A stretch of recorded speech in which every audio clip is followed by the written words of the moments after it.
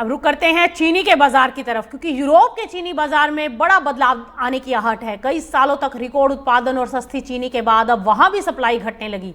Poland में उत्पादन में बड़ी गिरावट की आशंका ने पूरे यूरोपीय बाजारों में हलचल बढ़ा दी और चीनी की कीमतें अब मजबूती के संकेत देने लगी। 2026-27 सीजन में पोलैंड का चीनी उत्पादन करीब 16 से 17% लुढ़क कर 2.1 से 2.16 मिलियन टन रहने का अनुमान है।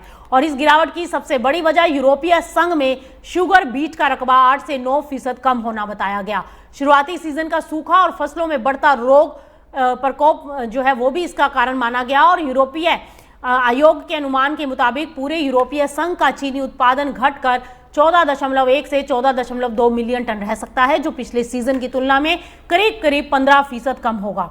कम उत्पादन की उम्मीद का असर बाजार में पहले से दिखाई देने लगा है और जुलाई में पोलैंड में होलसेल व्हाइट शुगर के भाव बढ़कर 485 से 520 यूरो प्रति टन पहुंच गए, जो महीने की शुरुआत की तुलना में 5 से 10% ज्यादा है। बाजार से जुड़ी कंपनियों का यह कहना है कि चीनी मिलें अब खुले बाजार में बिक्री कम कर सकती हैं और औद्योगिक खरीदारों तथा रिटेल कंपनियों के साथ लंबे समय के कॉन्ट्रैक्ट को प्राथमिकता दे सकती हैं। उत्पादन घटने का असर क्षेत्रीय व्यापार पर भी पड़ सकता है और अब तक घरेलू जरूरत पूरी करने के साथ साथ पड़ोसी देशों को चीनी निर्यात करने वाला पोलैंड आने वाले समय में अपनी जरूरत पूरी करने के लिए चेक गणराज्य, जर्मनी और लिथुआनिया से आयात बढ़ा सकता है।